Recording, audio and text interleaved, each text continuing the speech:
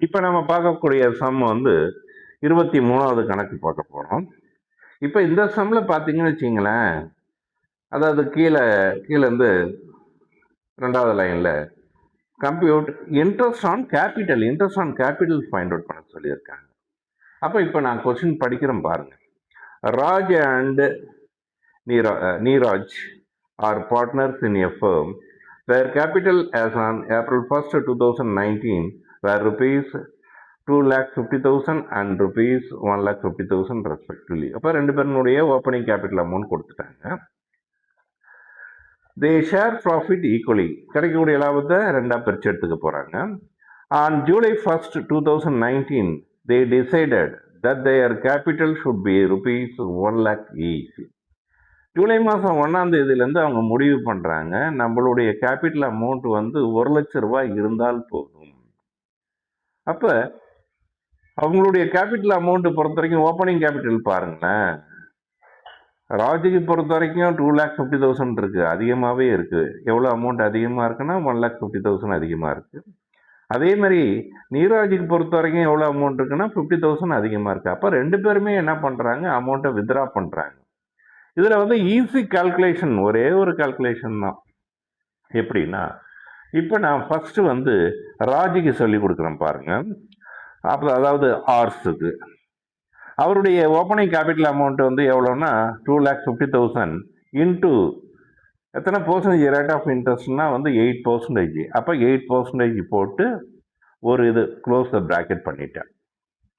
அதுக்கு அடுத்தது இப்போ ராஜி பொறுத்த வரைக்கும் பிஸ்னஸுக்கு பணம் போடுறாரா, பிஸ்னஸ்லேருந்து பணம் எடுக்கிறாரா? பிஸ்னஸ்லேருந்து பணம் எடுக்கிறாரு.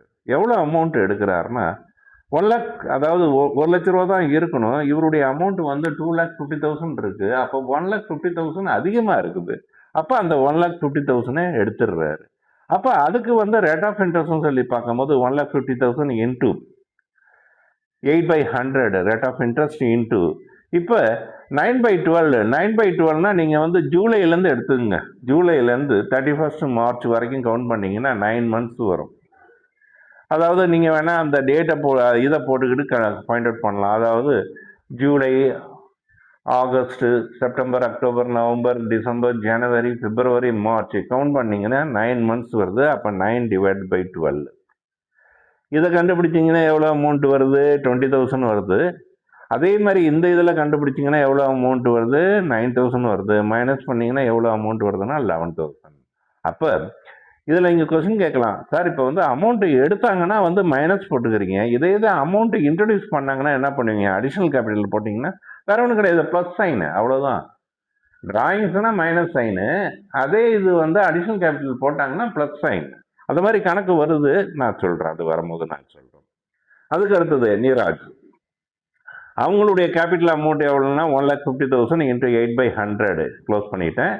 அதுக்கு அடுத்தது இவங்க அமௌண்ட்டு எவ்வளோ அதிகமாக இருக்குன்னா வந்து 50,000 ரூபா அதிகமாக இருக்குது. அப்போ அந்த 50,000 ரூபாய் அவர் எடுத்துடுறாரு. அப்போ எடுத்தால் மைனஸ் சைன், ட்ராயிங்ஸ்னால் மைனஸ் சைன். அப்போ 50,000 இன்ட்டு 8/100 இன்ட்டு மந்த்து பொறுத்த வரைக்கும் 9/12. அப்போ கால்குலேட் பண்ணும்போது இந்த ப்ராக்கெட்டில் உள்ளது கால்குலேட் பண்ணும்போது 12,000 வருது, மைனஸ் இந்த ப்ராக்கெட்டில் உள்ளது கால்குலேட் பண்ணும்போது 3,000 வருது. அப்போ மைனஸ் பண்ணிங்கன்னா 9,000. அப்போ 23ஆம் கணக்கு வந்து இன்ட்ரெஸ்ட் ஆன் கேபிட்டல். ஓகே.